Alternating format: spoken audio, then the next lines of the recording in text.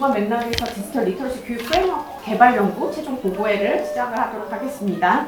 네, 연구 배경은 기본적으로 저희가 도서관 어쨌든 솔루션 기업으로 이제 필요하신 앞으로 교육 자료나 교육 관련된 이제 도구 개발에 가장 기본이 되는 프레임워크로 이제 디지털 리터러시 교육 프레임워크를 개발하는 걸 지금 목적으로 하고 있고요. 그게 가장 메인이라고 보시면 될 것 같고, 교육 프레임워크 개발 방법, 연구 목적이나 연구 내용으로 가보도록 하겠습니다. 지금까지 이제 해외에서나 아니면 국내외에서 디지털 리터러시라고 하는 개념이나 디지털 리터러시에 관련된 일반적인 프레임워크가 존재를 하긴 하는데, 이제 학교 도서관 맥락에서 명확하게 디지털 리터러시 교육 프레임워크라고 하는 거는 가장 많이 활용하고 있는 해외에 빅6나 몇 개가 있는데요. 이러한 이제 선행 연구 또 관련해서 일반적으로 초중고에서 최근 이제 교육부나 이러한 교육 정책 사업에 따라서 어떻게 디지털 리터러시를 정의를 하고 어떠한 방향으로 우리 학교 교육과 연계를 하고 있는지 그런 관련된 선행 사례나 선행 연구를 좀 분석을 해서 우리 도서관 교육 맥락에 좀 적용할 수 있는 부분이 어떤 부분이 있는지 이러한 부분을 1차적으로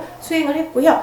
우선은 이제 도서관 맥락을 좀 더 잘 이해하기 위해서 사서 교사분들이 이게 교육이다 보니까 학교 도서관 상황에서 어떤 교육을 시행하는 데 필요로 하는 기본적인 환경이나 아니면 어려움, 어떤 맥락 이런 것들을 분석하기 위해서 이제 사서 교사를 대상으로 해서 심층 인터뷰를 수행을 하고 그 심층 인터뷰를 수행한 것을 바탕으로 해서 선행연구와 조합을 해서 이제 기본 디지털 리터러시 교육 프레임워크 개발 초안을 만들었는데요. 이 초안을 가지고 우선은 사서 교사분들의 어떤 질적 심층 인터뷰를 가지고 한 거랑 또 이제 해외 사례가 우리 국내에도 얼마나 맞을 수 있을지를 보기 위해서 우선은 설문으로 이제 사서 교사를 대상으로 해서 중요도와 필요도를 분석을 하게 되면 요구 분석이 되거든요. 그래서 각각의 시행해야 하는 어떤 교육 수행 목표에 대한 중요도 대비 그것들을 어떻게 실행하고 있는지 실행도를 비교해서 요구 분석하는 단계를 거쳤습니다. 거기로부터 최종 이제 디지털 리터러시 교육 프레임워크를 우리 연구자 내에서 개발을 했는데, 이제 이게 연구진이 개발을 한 거다 보니까 이것을 타당화하는 작업이 필요하고, 이제 연구자들이 가지고 있는 다양한 안들을 이제 수정 보완하고 최종 프레임워크를 지금 도출하는 단계가 전문가 델파이를 통해서 시행을 됐다라고 보시면 될 것 같고요. 오늘은 이제 그걸 가지고 어떻게 이걸 활용할 수 있는지 기본 활용 방안, 시사점까지 잠깐 논의를 하도록 하겠습니다. 이제 연구의 절차나 방법을 보시게 되면 학교 교육 도서관 맥락에서 기본적으로 사용하고 있는 선행 연구나 선행 사례 또는 관련돼서 디지털 리터러시 보통은 평가 프레임워크이거든요. 이런 것들을 좀 보고 저희가 선행 사례를 분석해서 실제 선행 사례를 어떻게 적용할 수 있는지 현장 교사들을 대상으로 해서 심층 인터뷰를 5명을 시행을 했고요.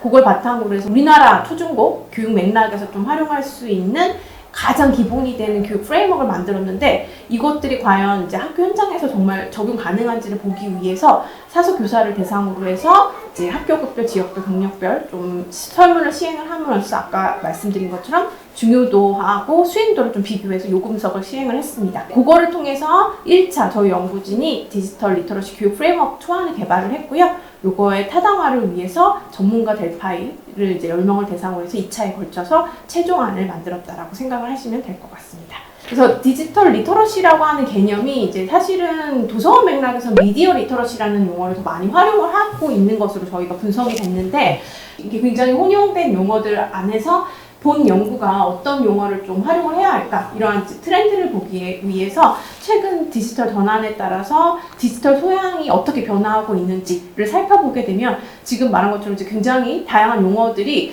사실 시대 흐름에 따라서 처음에 디지털 리터러시라는 용어가 사용이 됐지만 우리가 인포메이션 소사이어티라고 해가지고 약간 정보 리터러시가 또 강조될 땐 정보 리터러시, 또 기본 소양으로 하기 위해서 디지털 역량 이렇게 가다가 최근 이제 2022년 개정 교육과정에서 우리 교육부에서 이게 이제 지향하고 있는 바는 앞으로 이제 사회가 디지털 기초 소양으로서의 디지털 리터러시가 필요하다라고 이제 정의를 하고 있다라는 점에서도 그렇고, 또 최근 이제 도서관 맥락하고 연계하는 그러한 이제 정책 발표에서도 디지털 문해력이라는 용어를 썼기 때문에 저희는 이제 디지털 문해력, 디지털 리터러시라는 용어를 좀 전반적으로 활용을 했고요. 그러기 위해서 그동안 리터러시 개념이 어떻게 변화했는지 조금 개념과 정의를 가지고 이 보고서에서 다뤘습니다. 초반에는 우리가 PC 컴퓨터, 퍼스널 컴퓨터라고 하는 컴퓨터가 있었기 때문에 컴퓨터 리터러시가 이제 70년대 이렇게 활용이 됐고, 이제 인터넷이 활성화되면서 정보 리터러시가 강조가 됐고, 그리고 나서 이제 다양한 미디어가 등장하면서 미디어 리터러시라는 그 용어로 확장이 됐고요. 또 이제 합스 같은 경우는 이제 이론적인 측면에서 디지털 미디어 리터러시라고 해서 디지털 리터러시와 미디어 리터러시를 활용해서 교육에 적용하는 교육적인 절차적인 모델을 만든 사람인데요. 그렇게 이제 다양하게 발전을 했습니다.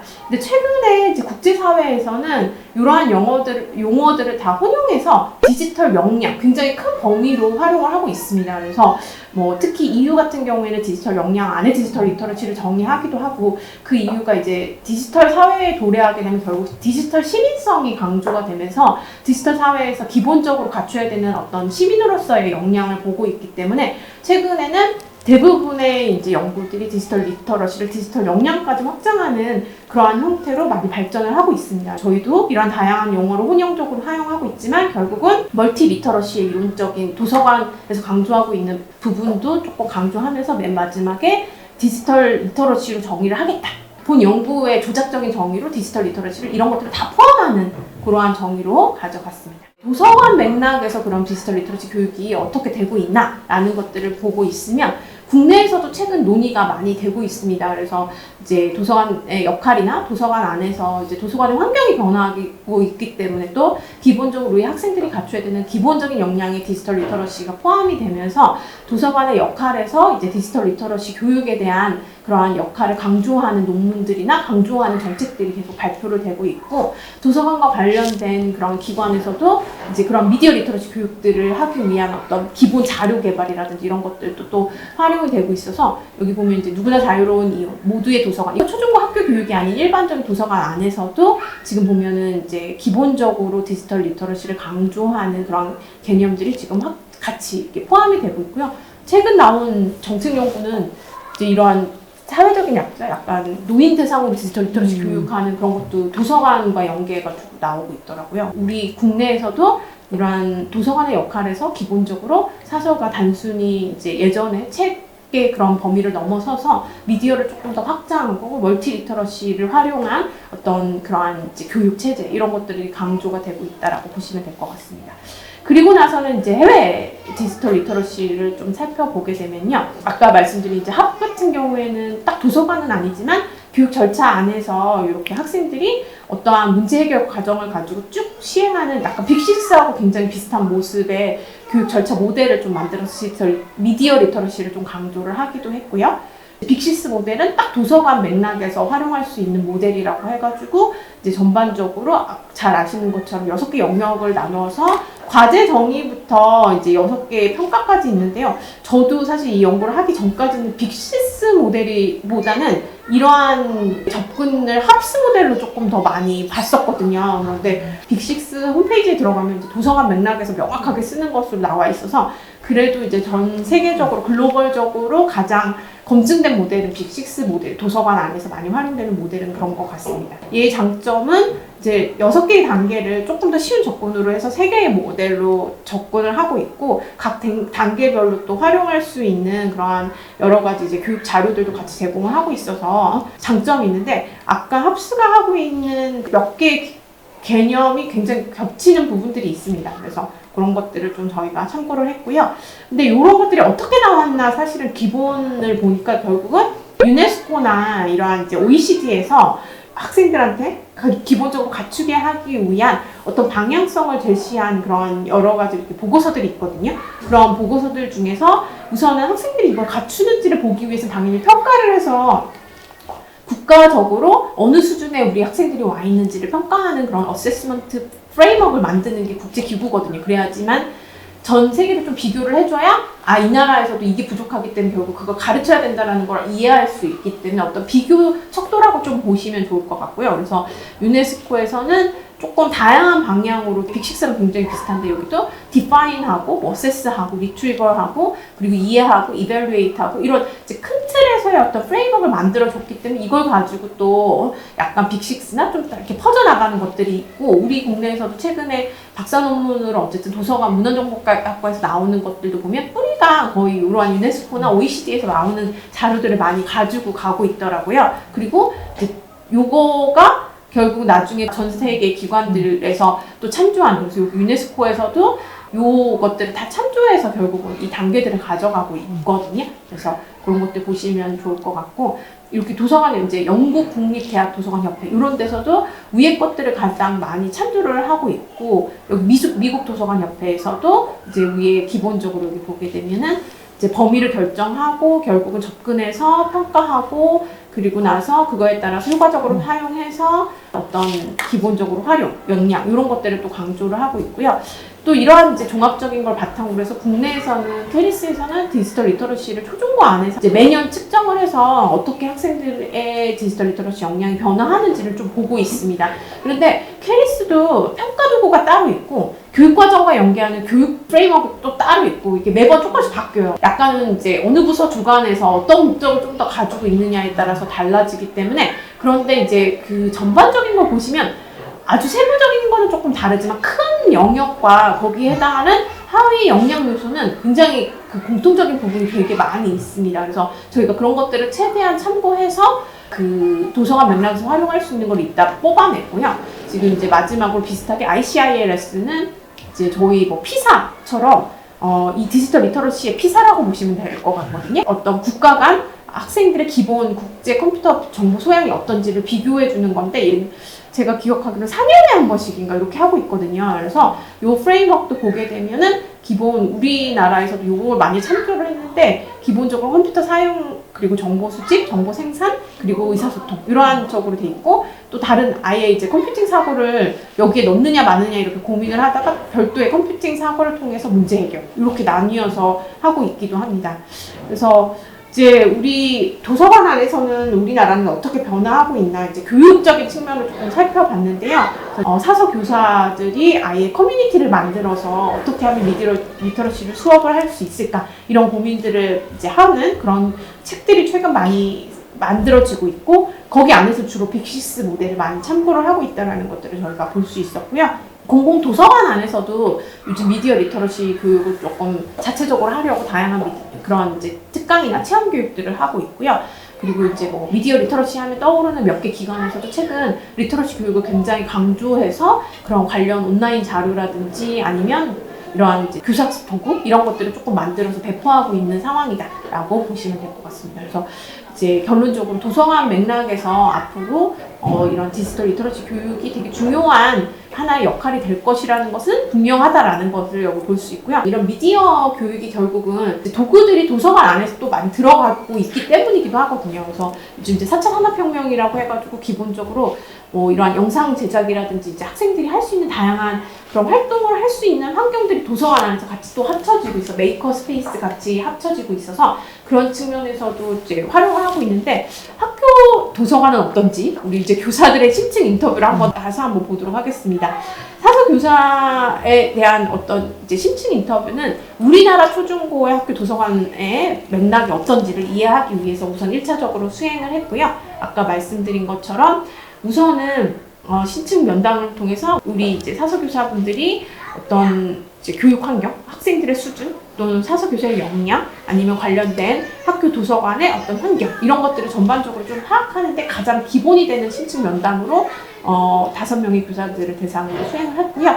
요게 이제 5명, 너무 적은 질적 연구이다 보니까 이거를 조금 일반화하기 위해서 양적 연구로, 여기로부터 도출한 걸, 이거와 앞에 이제 선행 연구로부터 도출한 거를 약간 우리 사서 교사들이 어느 정도 받아들일 수 있는지를 보기 위해서 설문을 통해서 검증을 했다라고 보시면 될 것 같습니다. 그래서 심층 면담은 우선은 이제 저희가 조금 더 도서관 맥락을 이해하는데 좀, 연구진이 이해하는데 좀 더 활용이 됐고요.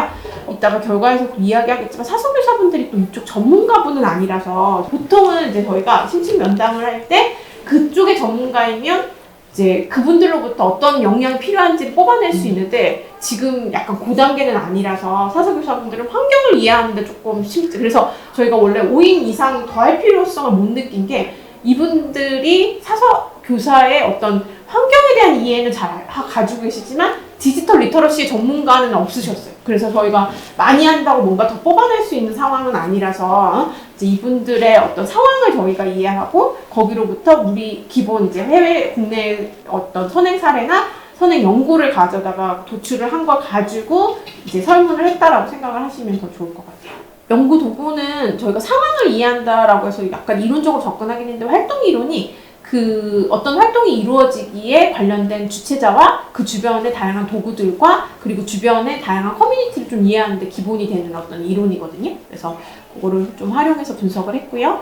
그래서 아까 말씀드린 것처럼 저희가 선행 연구와 심층 인터뷰를 통해서 이 정도의 교육 프레임워크가 적절하겠구나. 설문에서 필요로 하는 것들의 공통 요소를 도출했는데 지금 아까 말한 연구들이 다 이제 뭐 하나하나 하는 것보다는 이게 약간 서로 다른 성취 수행 요소를 뽑아내야 되다 보니까 이것저것을 가지고 와서 이렇게 넣어가지고 큰 틀을 만들었다라고 생각을 하시면 될 것 같고요.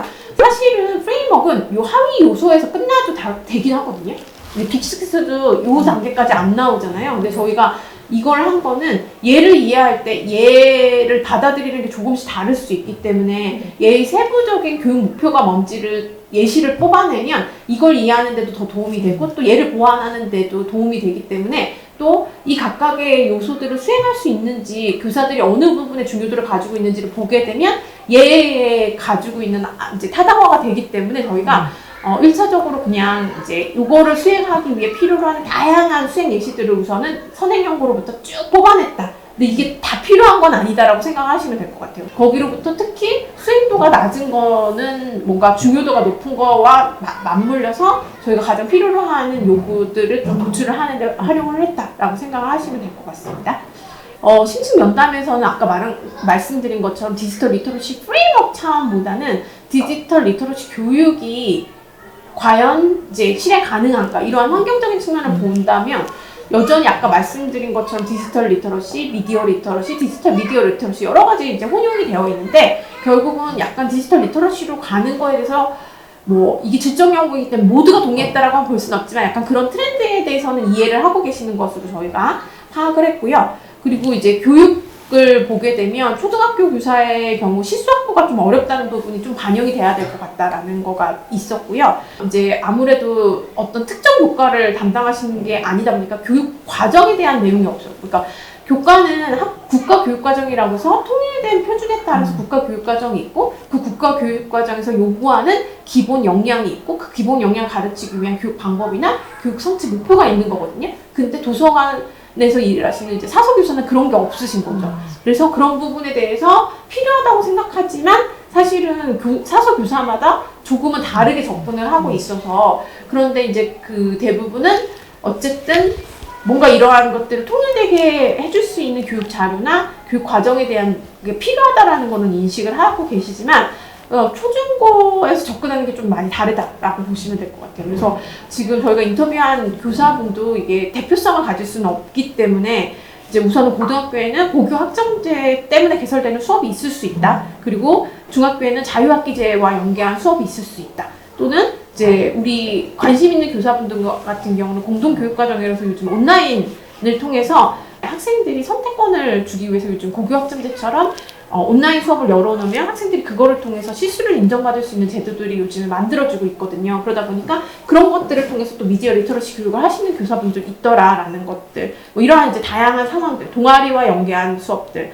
그래서 이게 특정 교사마다 너무 많이 다르기 때문에 이제 빅6가 빅3가 되는 이유 중에 하나이기도 하고, 그러니까 굉장히 유연한 체제로 만들어질 필요가 있다는 거를 저희가 했고요. 연수도 관심 있는 교사별로 매우 연수가 달랐어요. 자기가 정말 필요하다 생각하시면 많이 찾아서 연수를 하시는 반면에 그렇지만 상황이 안 되고 또 예산이 안 되고 교사 내의 어떤 역량의 스펙트럼도 굉장히 넓다라고 좀 보시면 좋을 것 같아요. 그런 것들을 저희가 이번 심층 인터뷰를 통해서 분석을 했고요.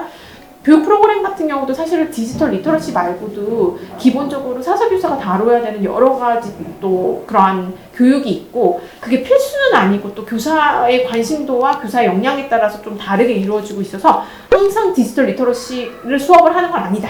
그리고 그게 또 가능한 것도 아니다라는 것을 좀 이해를 하실 필요가 있다라는 겁니다. 그리고 교육 도구도 다른 교육과정 같은 경우는 이미 기본 교과서라는 국가에서 만들어진 교과서가 있지만 이거는 미디어 리터러시나 디지털 리터러시 교과서라는 개념이 많지 않아서 사실은 뭔가 이런 걸 하고 싶어도 그런 것들을 이제 확보할 수 있는 교육 도구나 자료가 충분하지 않기 때문에도 하기가 어려운 상황이다라는 거. 그래서 대부분 심층 인터뷰는 대부분 그렇긴 한데 어려움이 많이 분석이 됩니다. 왜냐면 이제 맥락을 이해하기 위해서.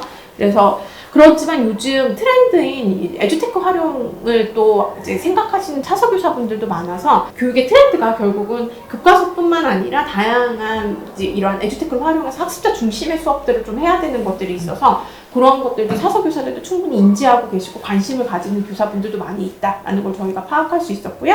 차서교사 혼자서 담당하기 어렵기 때문에 이제 학교 내에서의 도움, 근데 학교 내에서 도움 많이 못 받을 경우에는 주변 사서교사분들과의 어떤 커뮤니티 형성 이런 것들을 가지고 특별히 이런 교육에 관심을 가진 분들이 준비를 하고 있다라는 거를 좀 저희가 파악을 할 수가 있었습니다. 그래서 이제 심층 인터뷰를 이제 통해서 저희가 지금 이제 생각하는 게 어쨌든 현 상황에서는 학교 교육 안에서 디지털 리터러시 교육이 필요하다라는 건 대부분 사서교사들이 이제 인지를 하고 계시고, 그리고 과거와 달리 단순히 종이책을 넘어서는 그런 교육이 필요하다. 왜냐면 우리 학생들이 너무 관심이 이제 맨날 핸드폰 보고 맨날 유튜브 보고 하는데 책 보고 뭐 하라고 하면 학생들이 할 수가 없기 때문에 결국은 기본적으로 이제 도서관 안에서 하는 다른 교육조차도 이제는 종이 교재를 넘어서서 뭔가 미디어를 활용한 학생들의 참여형과 몰입형을 좀 할 수 있는 그런 활동들을 좀 원하시고 계시고요.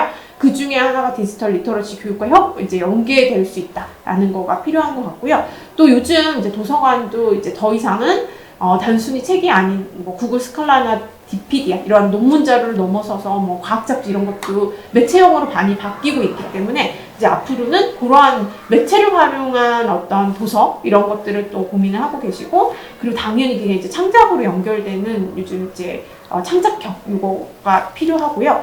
그러기 위해서 지금 이제 활발하게 분야에 앞서가고 계시는 사서교사분들은 주변의 동료 교사와 관심을 가지고 같이 연구하고 연구 공유회 이런 것들을 통해서 다양한 채널을 통해서 자료를 확보하고 계시고 그런 것들을 더 많이 원하시고 있다라고 보시면 될 것 같습니다. 그래서 저희가 도출한 시사점은 이게 너무 스펙트럼이 넓다. 사서교사의 역량 스펙트럼부터 초중고의 학생들의 수준부터 교육 시수부터 또 그 학교의 교장이나 이런 CEO분들이 얼마나 지원을 할 수 있느냐에 대한 인식의 차이부터 시작해서 매우 많이 다르기 때문에 만약 교육 프레임워크가 만들어져야 된다면 굉장히 유연한 그런 프레임워크가 만들어질 필요가 있다는 거고요. 그리고 이제 교사들도 마찬가지지만 요즘 트렌드도 그렇고 학생 수준별의 어떤 맞춤형 교육을 할 수 있는 그런 교육 프레임워크가 만들어져야 되고요. 교사 수준별로 각각 다른 거라는 측면에서도 그런 것들, 그리고 약간은 이제 전반적으로 빅6도 그렇지만 결국은 특정 주제가 있는 거가 아니기 때문에 국어, 영어, 수학처럼 있는 게 아니기 때문에 일반적인 디지털 시민성을 좀 지향하는 그런 교육 주제나 내용들이 담겨져야 된다라는 거와, 그리고 다양성을 지원할 수 있는 프레임워크가 필요하고 아까 말씀드린 것처럼 활동형, 이제 몰입형 이러한 것들이 가능한 프레임워크를 만들어야 된다라는 것들을 도출했다라고 보시면 될 것 같습니다. 네, 설문분석은 앞서 이제 저희가 선행문헌하고 요구 분석을 가지고 이제 큰 프레임워크를 도출을 했고, 이걸 700명의 그 교사들을 대상으로 이게 진짜로 이 사람들이 중요하다고 생각하는지, 실행하거나 혹은 실행 예정이 있으면 이게 진짜 실행하고 있는지 이거를 좀 분석을 한 건데요. 우선 결론적으로는 잘 도출이 됐다. 점수 자체를 보면 5점 만점 중에 4점, 모든 항목이 거의 4점 이상으로 전체적으로는 우리가 뽑은 그 프레임워크 초안이 굉장히 잘 돼 있다라고 볼 수가 있고요. 실행도는 조금 그거에 못 미치게 중요하다는 건 알고 있지만 실행도는 조금 떨어지는 상황이다라고 보실 수가 있습니다. 항목마다 좀 차이가 있어서 이 연구 방법론 자체가 사실은 앞으로 이제 프레임워크가 있으면 이거를 이제 교육에 활용을 해야 되는데, 교육하는 데 있어서 아까 맞춤형 교육이 중요하다고 말씀드렸잖아요. 모든 걸 1부터 끝까지 하는 게 아니라 어떤 부분에 더 초점을 두고 중점적으로 해야 하는지 그거를 또 볼 수 있는 부분인데, 여기 뒷부분에 보시면 저희가 이제 하위 항목마다 이제 랭킹을 적어놨습니다. 그래서 이 랭킹을 한번 하나만, 전체를 다 보기는 어렵고 지금 하나만 보자면 이게 랭킹 1인데 이 부분이 가장 교육의 요구도가 높았다라고 저희가 해석할 수가 있고, 이게 어떻게 해서 나오는 분석 결과냐면 중요도는 높은데 실행도는 굉장히 낮은 상황입니다. 그래서 갭이 커서 이런 것들을 수치를 분석을 해서 저희가 랭킹을 잡고 있습니다. 교육 요구도는 이런 순으로, 이 순서대로 사람들의 교육이 가장 시급하다라고 보시면 되고, 이런 거에 대한 그 의사결정을 할 때 이런 부분을 좀 활용을 하시면 좋을 것 같은데, 저희가 저번 보고 때도 제가 이야기 나눴던 부분이 이게 지금은 700명의 그 교사를 하나로 통으로 해서 한 번에 분석을 한 겁니다. 근데 이거를 경력별로 좀 나눌 수도 있고 성별로 좀 나눌 수도 있고 여러 레이어를 저희가 분류를 해서 나오면 랭킹이 다르게 나올 수가 있습니다. 그래서 앞으로 이제 가져가실 때 이거를 좀 우리가 초등 학교 도서관 중에서 초등 쪽에 하고 싶다 그러면 초등 쪽에 또 추가적으로 분석을 해서 어떤 랭킹을 가지고 있는지 이거를 또 추가적으로 분석을 해서 이런 것들을 보시는 게 좀 굉장히 의미 있을 것 같습니다. 전체적으로는 잘 됐다, 초안이 잘 나왔다 라고 보시면 좋을 것 같습니다. 그래서 지금 사실은 이 분석 방법을 저희가 보리치 분석 방법이라고 하고 보리치하고 또 어떤 분석 방법을 저희가 같이 가지고 가냐면 로커스 풀 포커스 모델이라는 거하고 동시에 저희가 참고를 해서 가져갑니다. 그래서 이렇게 랭킹을 매기고 그리고 이렇게 그림을 또 그립니다. 이 그림에 나와 있는 이사분면이라고 할 수 있는 이 부분이 굉장히 교육이 필요하고 시급하다. 그래서 이 부분을 저희가 좀 앞으로 교육을 할 때, 교육 자료를 만들 때도 우선순위를 가질 때도 모든 부분을 전체적으로 만들기는 어렵고 이사분면에 있는 이 부분을 좀 만들 필요가 있다라는 분석 결과가 되겠습니다. 이 연구에는 이 정도 분석이 필요하진 않거든요. 이거는 교육 연수해주는 국가 정책적인 측면에서 필요로 하는 거예요. 그래서 우리 사설교사의 역량이 어느 부분이 부족하기 때문에 이쪽으로 교육 뭔가 연수 프로그램을 만들어서 근데 저희가 이제 원래는 그냥 이런 거를 우리 사설교사분들이 중요하게 생각하는구나. 그리고 어느 정도 실행할 수 있는구나. 사실 요 정도만 이 보고서에서 내도 되는데 이제 어쨌든 저희가 논문을 쓰는 거를 어쨌든 기본으로 하고 있기 때문에 또 그 정도의 보고서는 논문을 쓸 수는 없거든요.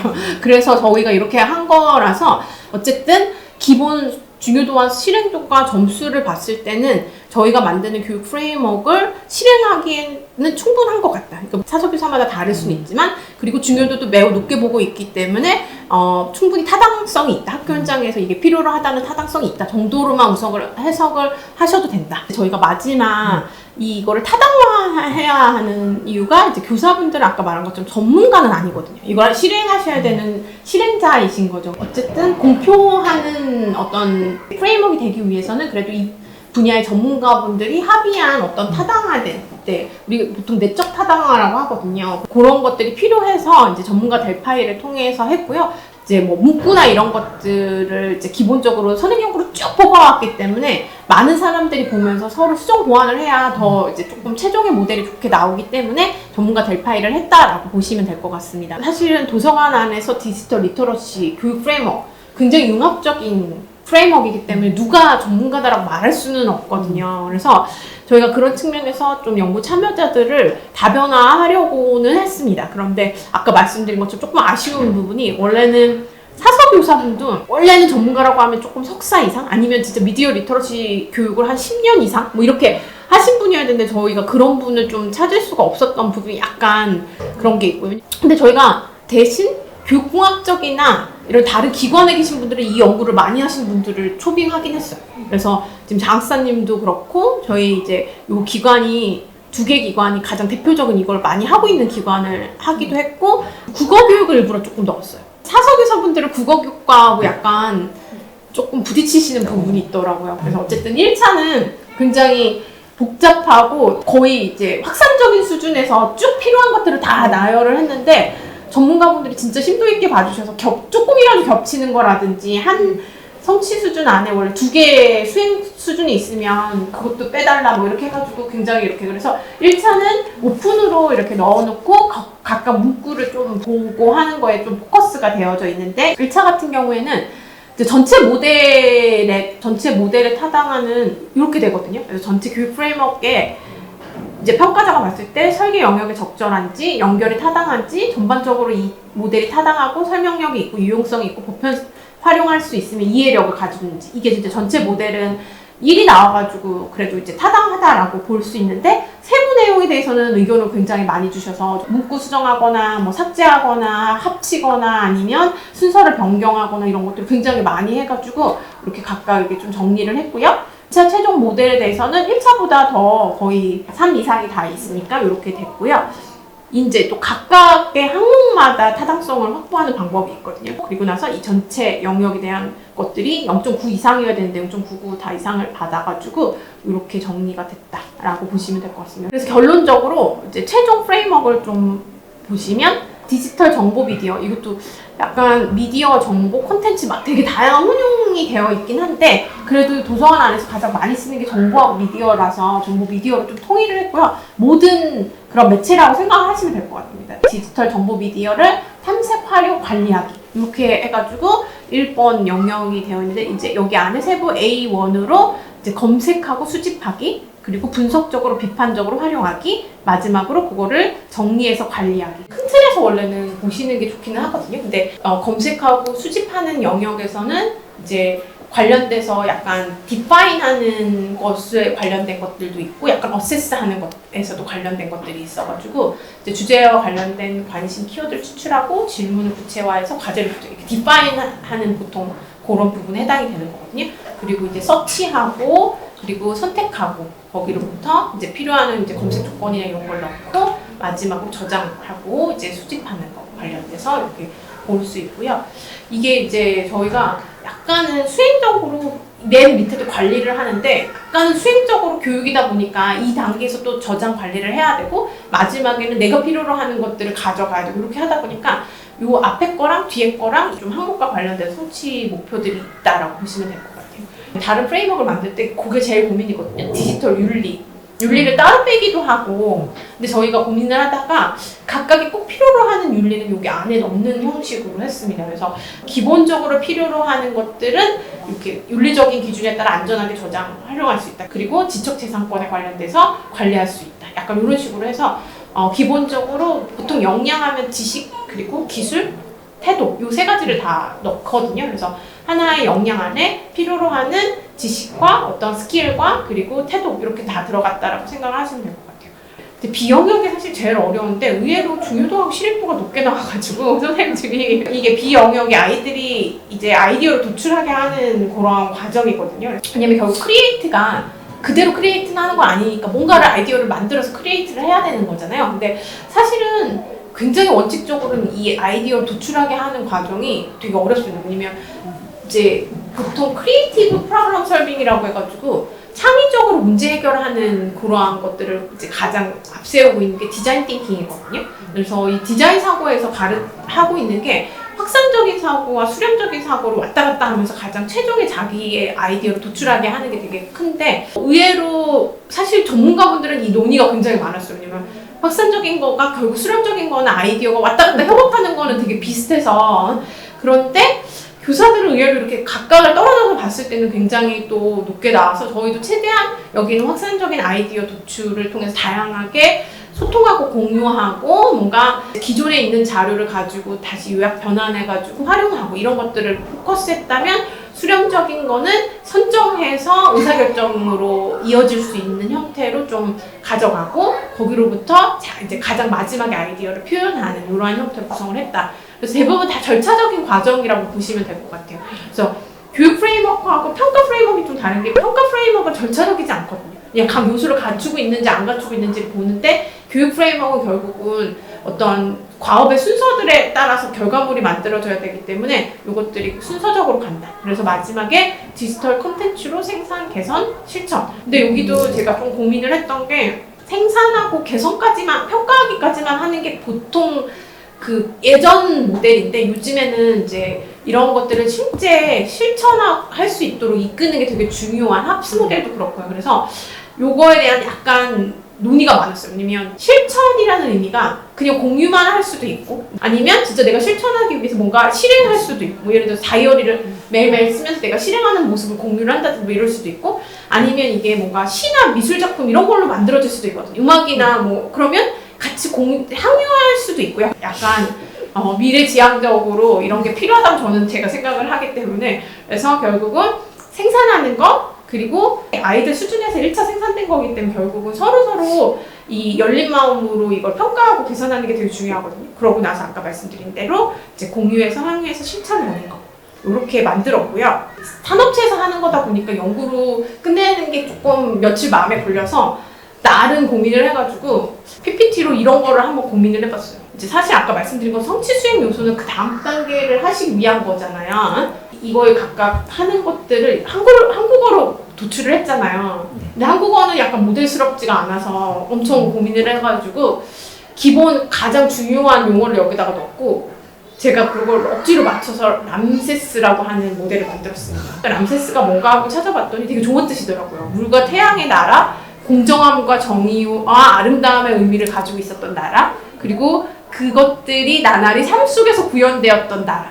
그래서 저는 약간 디지털 세상이 사실 이게 윤리도 그렇고 공정하고 그런데 이게 문제 해결을 해서 어떤 가치를 만드는 거거든요. 기본 문제를 이미 해결해 놓은 거는 AI가 하잖아요. 근데 우리 아이들 이제 앞으로 살아가야 되는 인재들이 해야 되는 건 아직 사회적으로 해결되지 않은 문제고 환경부터 시작해서 이런 문제를 해결하기 위한 그러한 이제 문제 해결 관점을 가지고 그거를 해결할 수 있는 안을 만들고 실천하고 이런 것들이 되게 중요하다라고 생각을 하기 때문에 이러한 이제 디자인 띵킹 모델들이 지금 이렇게 접목돼서 뭐 어느 분야에서나 이제 사실 공학 계열에서도 그런 부분을 되게 중요하게 생각하거든요. 문제 해결 역량이라고 해서요. 근데 지금 보니까 빅시스도 결국 문제 해결 역량이고 그래서 우리 이런 교육을 통해서 학생들이 이러한 세상을 만들어가는 거다라고 해서 제가 람세스 모델을 만들었습니다.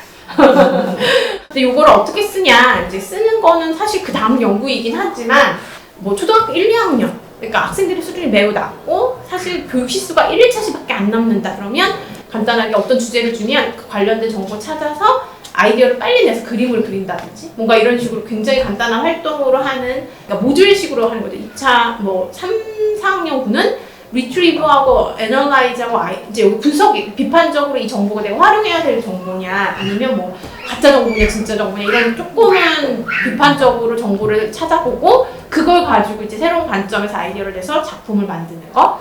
그리고 이제 중학교하고 고등학교는 이거를 진짜 디자인 띵킹을 활용하는 예제들을 중고등학교에서 하는 예시들이 있기는 있거든요. 대부분 선생님들이 한 학기에 한 10차시 정도가 나온다고 하셨었어요. 그러니까 많이 나와요. 10차시에서 12차시 정도 나오시는 것 같더라고요. 그래서 이거는 안으로 이제 그런 식으로 모듈화 해가지고 그런 것들을 통해서 교육으로 연결할 수 있다라는 것으로 저희가 이렇게 제가 예제를 만들었습니다. 그래서 네, 디지털 리터러시가 굉장히 중요한 역량이 됐고 국가에서도 그런 교육 정책을 다루고 있고 근데 이제 학교 도서관의 역할도 변화를 하고 있기 때문에 이게 본 연구에서는 그러한 관점에서 디지털 리터러시 교육 프레임워크를 만들었고 도서관에서 사서의 역할도 계속 중요한 역할로 가게 되고 이제 메이커 스페이스나 이런 융합 창작 활동을 지원하는 곳으로 또 도서관이 변화하고 있기 때문에 그러한 학습 역량 함양하는 이제 교수의 파트너로서 역할이 중요하겠다. 실질적으로 사서 교사의 역할에 대해서 이야기를 했을 때 정보 활용 교육이 굉장히 높게 나왔더라고요. 가장 정보 활용 교육이 앞으로 사서 교사의 역할이 되게 중요하다라고 했기 때문에 도서관 활용 수업이나 활동 수업이 또 중요하다. 그래서 사서 교사분들 자체도 이제 교육에 대한 관심이 굉장히 높아지고 있다라는 걸 이런 이제 연구를 통해서 볼 수가 있는데. 이제 아까 말한 것처럼 교육과정을 구제하다라는 결국 본 연구가 이제 이러한 교육과정의 어떤 기본 틀이 되는 프레임워크를 제공을 했다라는 데 의의가 있다라고 보시면 될 것 같고요. 국가적으로는 어떤 교사 연수, 사서교사 연수라든지 관련된 이제 시수 확보 이런 것들이 또 필요하다라는 정도로 정리를 했다라고 생각하시면 될 것 같아요.